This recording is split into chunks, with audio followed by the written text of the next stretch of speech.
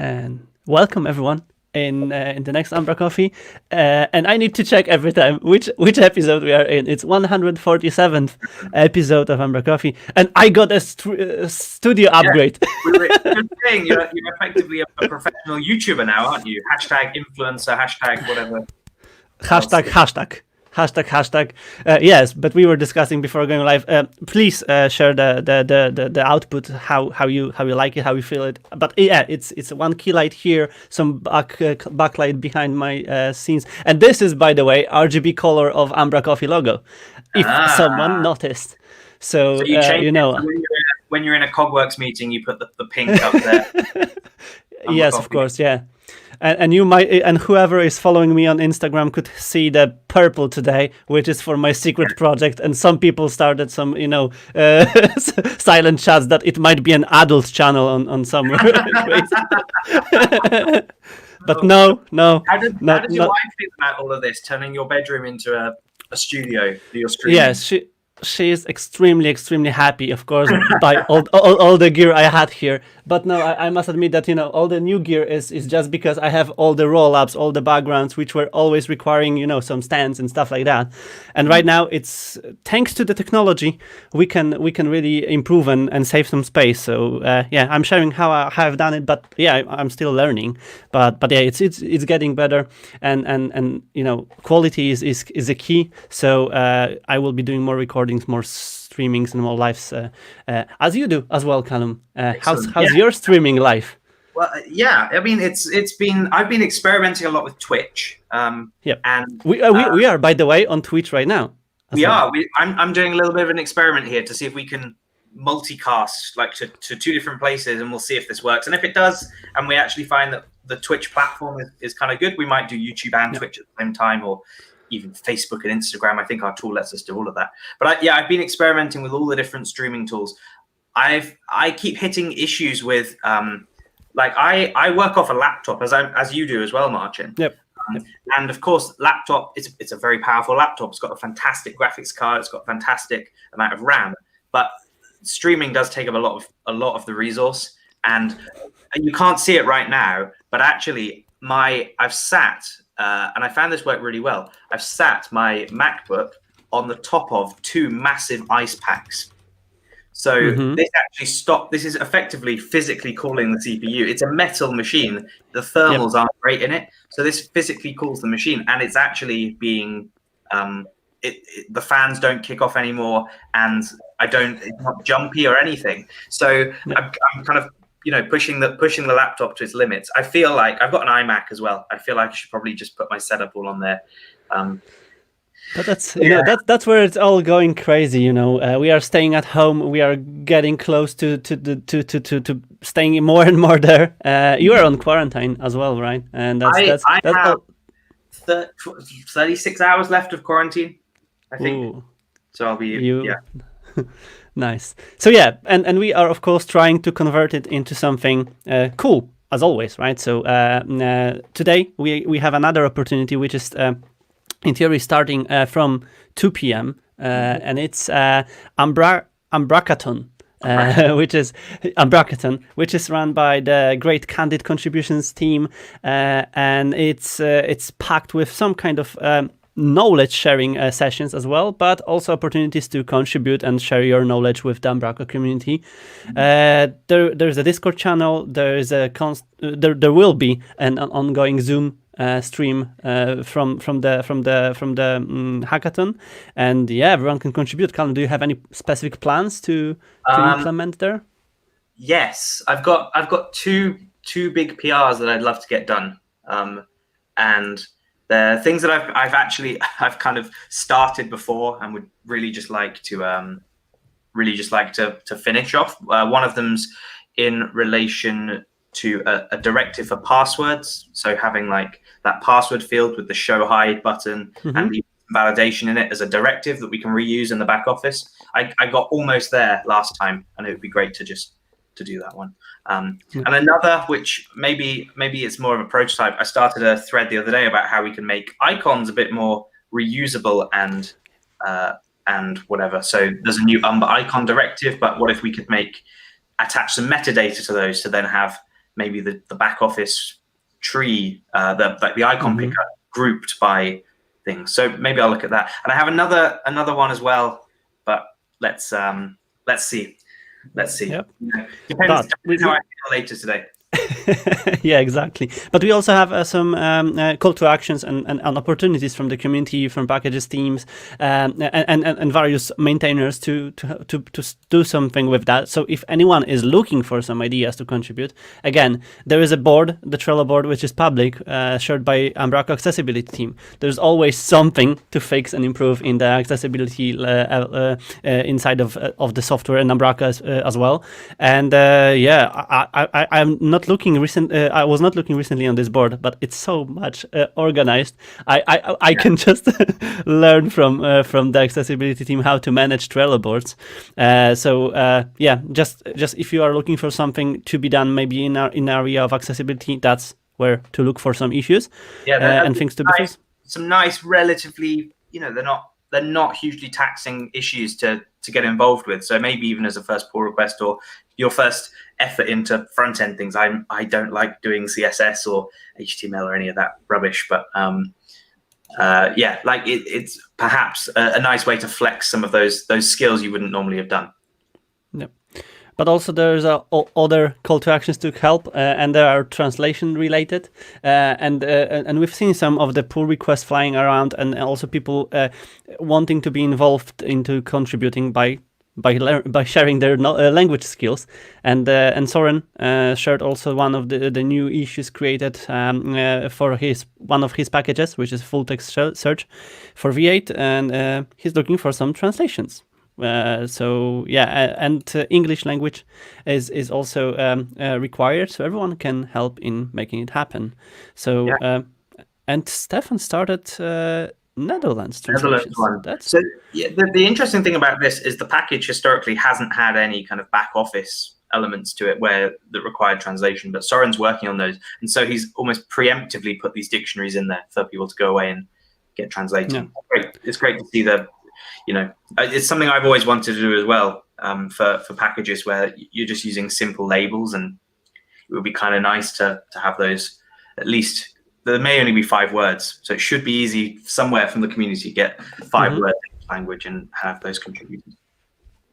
Yeah, and we've mentioned your Twitch streams, which are also there to help maybe inspire and find some ideas. And is there recordings happening? No. So I've learned a lot about Twitch in the past week, and to post for the recordings of the sessions to actually be posted, you have to have something called affiliate status, I think. Okay. Which is where you need 50 subscribers. Oh, and I've frozen. No, you're here still. We can hear you. Well, I've frozen on my end. You have to have 50 subscribers, which I magically achieved overnight, which is great. It seems like a whole bunch of bots followed me because I was at 30 when I went to sleep last night. So, whatever. I hit the 50 subscribers. You also have to have a certain amount of engagement on your channel. So that involves people watching, commenting during the streams. It all really helps. So the past 2 weeks, I've done streams. I've showed the hacktoberfest contributions that I've done. This week I did 3, and in fact, all 3 have been merged, which is awesome.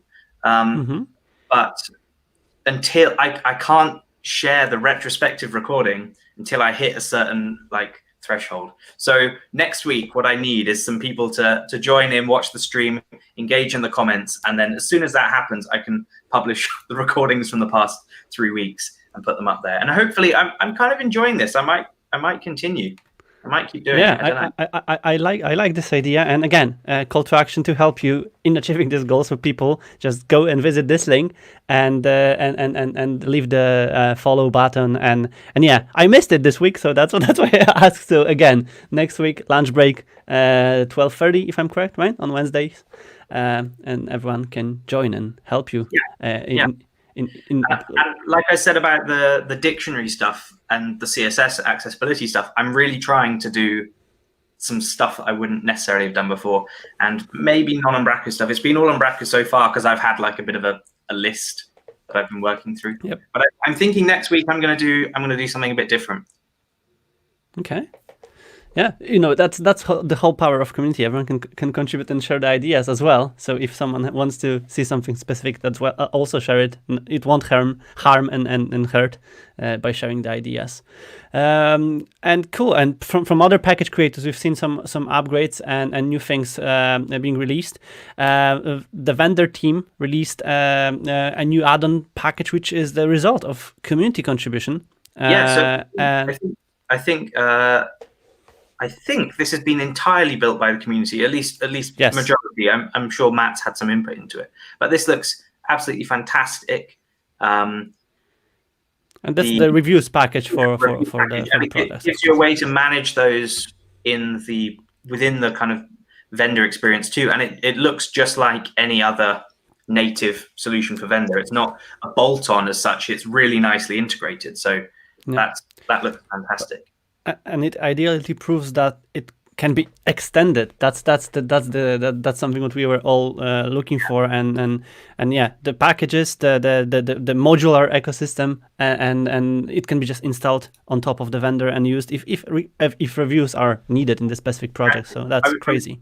I've been talking with Matt a lot. We've been working on a big e-commerce build on vendor, and the really interesting thing is, you mentioned the pluggability. I've built for vendor a Google shopping feed because the client needed it. I've built a way of like bundling orders into a batch to then process, generating labels and all kinds of stuff for them. And I would love to just be able to contribute that back. And I didn't know until this week that this vendor.contrib namespace and concept actually exists. And as Matt just showed, as you just showed there, the vendor site even has these community contributed plugins on there listed as a contrib plugin. So that's great, and has encouraged me to try and package up some of the stuff I've been building as well, because I'm sure it will be helpful to someone. Yeah, exactly. And again, when we are using something inside of our projects and using even the commercial package like vendor and marketing suite and all the other ones which are there, we can help. And that's the great just two-way communication and help, because it's just for someone else who will maybe use it and need it in the future. Something that Matt said relatively recently, which I was impressed with, is that their strategy with vendor is to make as much of the stuff around vendor open source and kind of freely accessible. And I think I wrote my blog post about Scrift about building an ecosystem around software, and I think that is truly a truly fantastic way of building it. Have your core product, and that's your business, but then the stuff around it can be contributed by the community. It can be free, and you embrace and you support that. And there's definitely questions there about who's responsible for it, but it helps grow. But it exactly helps, if people are sharing anything and it reaches more people and more people are involved, like community, to help spreading the word. Everyone benefits from that. It's not anything what can hurt and harm. That's great. That's great. A big high five for doing that from both sides. That's great to see, and everyone wants to be involved. And Uskind, another big package, which is again massively used, and people are really enjoying building page from. They were enjoying building page from page components. Right now, there are new ways of dealing with that, and that's the whole new experience being delivered to V8. I haven't seen that, I must admit, but it just looks great. And again, advantages of the block editors. Yeah, I was going to say taking advantage of the block editor, and even taking advantage of some great community work about tabs and stuff in CMS, the editor experience better. Now, I'll be really honest. I've used Uskind in a very minimal way, but every time I found the editor experience to be a bit frustrating and inflexible, partly because of the way that page components were built up before, partly due to just kind of names of properties and flexibility of it, in terms of I'm used to building my own sites. I can totally see where it's got its place, but for the kind of projects I build, maybe not so. However, this looks like a fantastic step in the right direction in my eyes. Yeah. The blocks look really, really great, and it's fantastic to see the block editor being used to that extent. But more so, they've actually made it extendable now, so you can customize, add custom code, and add custom classes and everything to the output, and you don't have to modify like the core core product or anything. Before, you had to modify the source code of uSkin effectively. So this feels to me like a serious stab back at Uno, and I'm sure that's purely speculation, but everyone that's watched this before knows I like speculation. This seems like a really good leap in a direction to kind of bring it on a par with Uno, or at least in terms of some of the features that Uno is offering. And it's nice to have choice, nice to have options. Always. It can again help Uno becoming better in the areas where maybe something is different, right? Exactly. That's the crazy thing that people don't always recognize about competition. Competition encourages innovation and encourages everyone to do better. It's not about threatening each other's business models. It's actually about just evolving the product a lot more. And yeah, I need to go have a play with this. I've only just seen a lot of it, but it looks great. And there was one concern in the past related to Uno and builders like that they are built to satisfy everyone when it's not possible to do that, right? So by building a way to extend it in the custom ways, the core focus point can be narrowed, and maybe it will be easier to just grow with being focused on building great platform to be extended. Same with Uno. Uno also has a custom code extension possibility, which is exactly what people are looking for. They want to use and have benefits from this and extend it with their custom stuff. That's really looking really, really cool. I've just scrolled through those GIFs, and yeah, I'm really amazed. Need to try it. That's the key. So everyone can check it out. The blog post will be linked, of course, below the video. So just let's try it, use it, and share your feedback. And there was also new release in around Umbraco ecosystem, which was the new version of Examine X, and it nicely combines with the virtual Australian meetup, which we wanted to mention just after that, because there is even recording from there, which I started watching yesterday, didn't finish yet. But just as a side note here, it's such a great entrance to all the Examine topics, all the challenges of indexing content and having it an index on the Umbraco installation, which might be load balance and so on and so on. I really enjoyed this first 24 minutes, and there is still half an hour left for me. Yeah, I think so. Whilst Examine X is a commercial product that Shannon has built independently from his work at Umbraco, obviously it's there to fix some of the downfalls in Examine, and they're not necessarily downfalls because Examine's got bugs in it. It's downfalls because Examine's designed to be easily installable, easy to run. You don't need any infrastructure. It kind of just works. Whereas this is, the operational issues around running Examine, as you mentioned, load balancing, it's to combat some of those. So I also watched the first 10 or 15 minutes of the video when Emmanuel shared it earlier in the week. And it's a great introduction to actually just Examine itself, and then some of the ways it's been solved with Examine X. Someone on the Slack the other day asked about, what's Cogworks. You've got your Azure Search plugin. Moriyama's got their Azure Search plugin. There's the Elasticsearch plugin that Arcadius at Novacell built, and there's Examine X. Like, what do you choose if you want a load balance environment? And it's a great question because they all do slightly different things, different approaches. I know Shannon's gone here for like the very pure, it's just Examine and it just works on Azure type thing. Same with the Elasticsearch one. And then the Azure Search stuff you've done and Moriyama have done is a bit more bespoke. You want to tweak the index, do all of that stuff. So it's great. Again, options. We've got options. Choice. Exactly. And what that's exactly what we are also doing. We are learning from all those implementations. We were checking all the source codes. Thanks to the open source and some of them being open sourced, it's great to just be able to see how some other people and other companies, other teams solved some of their issues. And again, we are very supportive. Everyone in all those teams, also Shannon, by sharing this knowledge, is exactly doing the same thing. So we are helping each other to shorten the path of delivering the solutions. And if ExamineX is a solution for your projects, for our projects, that's what we will use, right? And what I like in this implementation is that it's based on the abstractions of Examine. So whatever is possible with Examine can be just triggering the search queries and all the logic behind the scenes to various providers, which is again. And the work that's involved in creating this implementation to be able to make it run on Azure, and actually with the Elasticsearch work that Arik did as well, you find bits that, actually that could be far better abstracted than it currently is.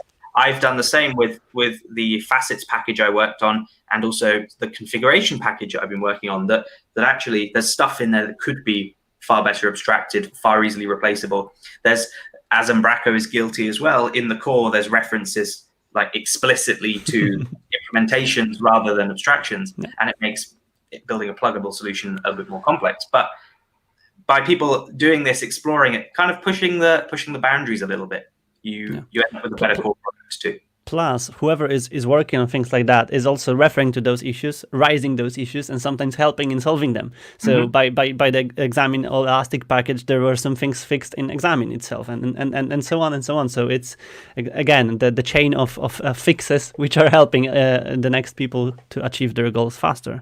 So there's a whole website about ExamineX project, which describes all the stuff which are required to install it, configure, buy, and use. So we'll of course link it up again in the video's description. And there were also another meetups, and there are some meetups ahead. I don't know the one which was yesterday. Yes, the Manchester one was yesterday. Break up with your front end. I didn't get a chance to see this, but I think this is like a headless hardcore and Nuxt.js. Damn. But an introduction to that. 54 people signed up. I don't know how many times, but that's a fantastic turnout. I would really love to see recordings after those meetups. that's something, it's not possible to visit all of them, but that's great to sometimes relate to specific topics, and it's never it's enough. A tricky one. We've taken the policy with the London meetups that we don't record them because it can, if you join a Zoom call and the Zoom call's being recorded, you get a bit self-conscious. You may not want to ask a question that you might feel is a stupid question, but it's not. However, it's really great to go and refer back to the talks afterwards. So, I don't know. Yeah, it's tough. It's a modern and current world dilemma. And the purposes of those meetups are also to just meet up, right? It's not like just to share the knowledge. It's just about chat. So, and that's not possible, of course, on the recording on YouTube. But still, it's a challenge. But there is a next one, which is on November 26th. But it was announced recently, and it's a new group called Ambra Ambrosia. How to pronounce it correctly? Cymru. So it's Wales, Umbraco Wales. This meetup's actually been going a while. It used to be the Umbraco Cardiff meetup, and it's been made a bit more. Wales is not that big. It's a very big country, but they've not got that many people there, and they're all kind of focused in one area. So the idea was that they can maybe move around, and they've rebranded it. But Umbra Cymru, and they've announced they're going to be alternating with the Manchester meetup, especially because some of Wales is quite close to Manchester. So if in the future they wanted to do events maybe further north in Wales, there's conflicting things there. But they're going to alternate. So they've announced the dates, I think, for the coming months. Yeah, and what I like here is like the whole plan of those meetups, and especially when we are getting busy and more busy every week, we can just pencil it down in calendars and just. So for London, again, for the longest time, we've stuck to a very specific plan. Yeah. And it's really nice now that the meetups actually seem to be following that. So this looks to be like the last or the third Thursday of the month is the Manchester and third Thursday of the month is the Umbraco and the Manchester one. But London, we do the second Thursday. I know that the Oslo meetup, which is Lars is going to try and give a kickstart to. They're also, can tell the future. They are also trying to do the third Thursday. So it's like we're going to end up with a bit of a schedule. Leeds is the first Thursday, so it seems like we've got a nice calendar of events you can now go and visit. When I saw this announcement, I reminded about my visit in Norway in the past, and I said, okay, I need to reborn Polish meetups. So that's the thing where everyone is doing it right now, and we got into more stable, controlled situation. It's hard to say controlled, but we get kind of getting used to the new reality, and maybe that's also a good way to reborn some of those crazy ideas, meetups, and again start meeting people in the new kind of ways again. So to not waste. I've been talking about this meetup for a long time, and it's existed for a while. I attended in person, but like it's tricky. Norway is a huge country. Again, people are concentrated around different bits. You've got all the bears up in the north and all the people in the south, and there's a big community there. It's just trying to get them engaged. The really tricky thing is, are we going to end up with meetup too much crossover of meetups? Like it's so much easier now to run an event that can be accessible to a load of people. Doesn't matter if you're hundreds of miles apart. The Australia meetup this week proves that. Doesn't matter if you're super far apart, but we'll have the same topics, the same attendees at the meetups. I like the kind of in-person nature of the meetups and the one-on-one chats and stuff. I would hate to see meetups become these like, we don't have meetups anymore. We just have a monthly super meetup, and it's like 100 people, because it's a bit overwhelming. So I like to see these local groups, but then I also want them to stay local. I don't know. Yeah, again, it's getting into the point where we need to probably focus on smaller topics. It's like touching the what we have accomplished in this week. Maybe something like a small improvement, small trick or tip for things. And yeah, it's as you've said, it's a dilemma of deciding what's more important. Is it a community, a local community, or maybe a knowledge sharing, or being able to attend all the meetups? It's tough. And there is no answer for that. So we will see. And as people even sharing here, Warren, pros of cons for both, because that's exactly the case. Whatever is happening, it's good that it's happening. That's the case. Pizza though, I really. I'd love to say I've lost loads of weight by not going to meetups and eating pizza, but we all know that's a lie. I've just home and eat pizza and biscuits and whatever else instead. But yeah, that's exactly. We are all missing that. So let's fight it and maybe meet once again in the next opportunity. Callum, your series, which is a Pure of the Week, you wanted to reborn it as well. We've not had one of these for a while, and we've spoken a lot about Wales. So I thought, let's. Oh, we have a banner as well still. Yeah, pull request of the week. Tell us more. Where I highlight a contribution that I think is really fantastic, and this one comes from Owen, and Owen has he's based in Wales, and he has contributed Welsh translation for the back office. Now this, holy cow, in terms of Welsh language speakers, there's, I think, maybe someone in the chat can confirm, but I think there's about 5 million people in Wales, so we're probably talking about 5 million people top. A lot of them also speak English. The very important thing is here, though, a lot of Welsh, and even I think in the UK, local authorities, government has to publish content in English and Welsh. And that means you're going to have people working in local authorities who also maybe their primary language is Welsh and they want to use the CMS in Welsh. And whilst it's definitely not got as many speakers as French, Spanish, Polish even, but it is still a very important language, and especially as Umbraco has a big foothold in the local authorities in the UK, this is a really, really valuable contribution. So big high five, you rock to Owen here. This is a great one. Yeah, and I joked 2 weeks ago that we should get a Scottish translation of the back office, and Carol started change confirm to did ye I or something like But for someone who was learning English, even we can have an Australian translation, right, and American translations and stuff like that. That's great. Don't throw maybe those ideas, because there's a Hacktoberfest and hackathons here, so it might got implemented. But yeah, that's amazing. And thanks for some statistic, John. And yeah, that's crazy. That's crazy. And yeah, big five we rock for Owen for making it happen. Speaking about translations, we've done some work this week as well with Adrian on getting Umbraco 9 running on Docker container, and I've learned 9. It's Umbraco 0.5 or something. The installer still says Umbraco 9, but the version from the assembly is now version 0.5 beta. Yeah, but that's not alpha 002 in this case. But that's exactly. So I've learned a lot about Docker containers, and Adrian shared his experience with building Docker composers and all the environments, and it's working fine. But translations are not working. Dictionary items are not presented there. We couldn't find the issue yet. So if anyone has an idea why. Of course, it works locally. It just doesn't work in Docker container yet.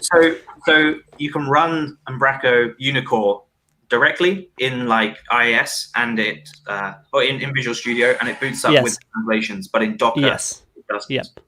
Yep. Is it exactly permissions or something because they're XML files?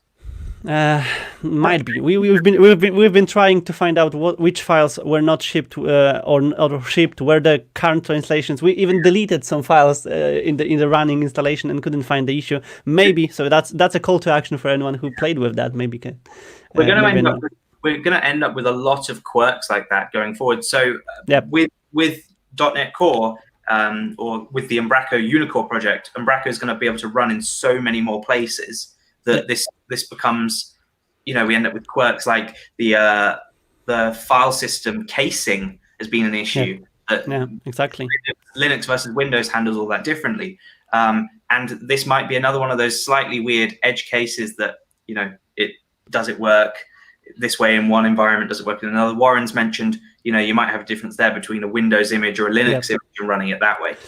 But that's because we wanted to share it and just have a discussion, because I assume that more and more people will be using Dockers and containerized version of Umbraco, and we'll end up with more issues if they will get solved before the proper release. That's exactly what we want to achieve. It's a Windows image here, if I'm correct, and Adrian can probably fix it and fix me in my understanding of these images. I'm still learning, but yeah, the repo is public. Everyone can contribute and help, and hopefully we'll get it solved, and maybe anyone can help in raising Hacktoberfest pull request.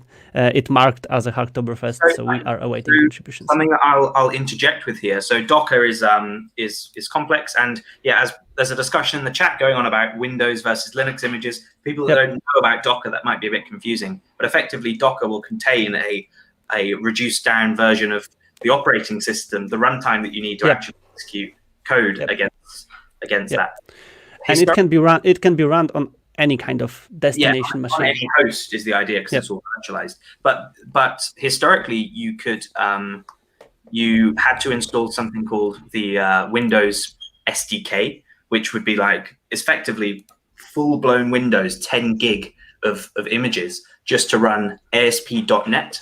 However, with ASP.NET 4.8 framework 4.8, you can now actually run a far more reduced down assembly. So it's like 500 meg which is really good. And it does mean 260 from what we saw yesterday. Yes. Wow.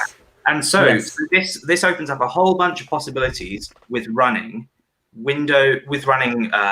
Umbraco in, say, GitHub code spaces or Visual Studio code spaces, running it in a container in an environment that's not actually necessarily got Windows directly installed, and even running Umbraco 8 as it stands in a Docker container. It's all a little bit more possible now, which is exciting. It is exciting, and that's what excites us as well the most, because it was the discussion between the Gold Partners as well on the Gold Partner Summit that if we are playing with that, if the work from the Umbraco HQ team on the core and community team on the core is received or tested anywhere, and yes, it is. It's crazy that it's also being reflected by those crazy ideas and examples or tests, and the back office is operational. It's working. We've run it on the Linux container, Linux systems, and that's great to see that. And one step at a time, one fix at a time, and we will get to the position where we will be fully independent from that. So that's crazy. And Callum, you've mentioned the .NET, and we've also seen another excited announcement, which is about the .NET 5.0, which is in release candidate 2.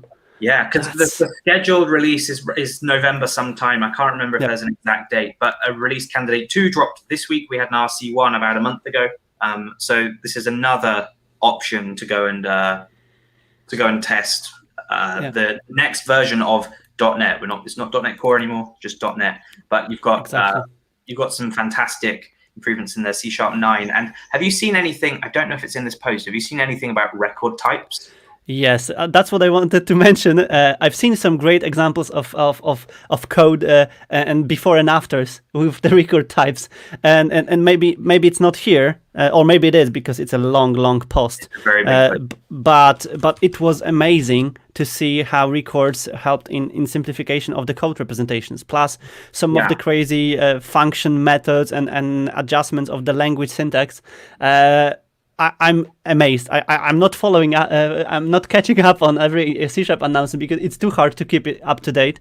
But I think it's amazing at to see some point we need to do an episode, a bit of a dive into some of these concepts, because they're effectively syntactic sugar on top of a lot of the kind of more where you have to write a lot of code in previous versions of C#.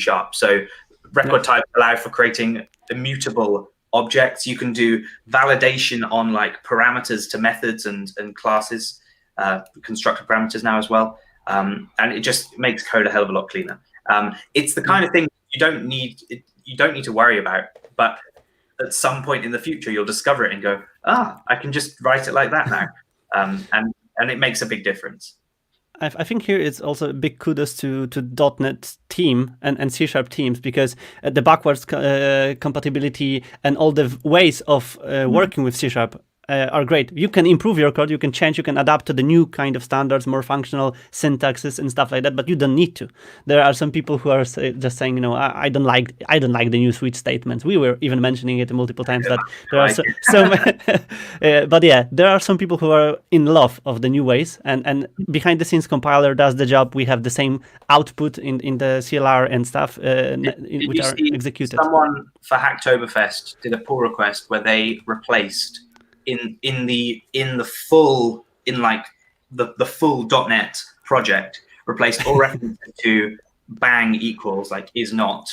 The keywords is not, because you can now do that, and it's safer and faster, I think, to actually do that in .NET now. So someone went through the entire code base, 37,000 lines or 37,000 files changed, and well, there you go. Have that. Yeah, that's true. And that's from the technical side. We also had some other stuff being raised. Callum, I've noticed that you've become popular and even more popular. The Good Morning Callum become a thing. I'm disappointed that I was given the dirty engine oil smelling room, not like a nice luxurious boardroom or anything. But there was some very fair comments in the chat that maybe it would be cool if the community could help name some of these rooms, like the friendly room, or it would be definitely. So It- maybe if you have ideas about what one of the meeting rooms in HQ could be called, that's not the Callum room, please. Yeah, And I was never working in the office, but I assume that changing the meeting rooms often won't help to organize the work. no, imagine that. Where are we going today? Oh, well, it's now called. Yeah. Another thing was we've spotted how Perplex team and Jeffrey is also leveling up his setup for the tutorials and personalization videos about the new marketing suite. And yeah, amazed again. Lighting, cameras, all the pro, and there are great demos coming up on the YouTube channel on the next week, so we can await them. And there were two more things. Pete Duncanson shared some of the love for one of the active commenters here as well, Warren, a lifetime MVP. And there were some great stories and great also follow-ups from the community members about all the great stuff Warren has had done in the previous weeks, months, years. So it's worth highlighting again. So big high five, we rock, Warren, for all of your work. And someone said Warren needs to just sit and hack all days.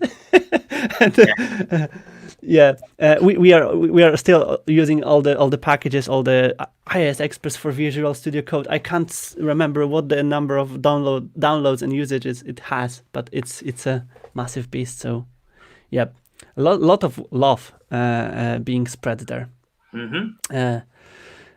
Cool. That's probably it, Callum. Do we have anything else on our list? No, I mean it's been a busy week again, and I think next week we're going to have an even busier week after the outputs of the next 48 hours.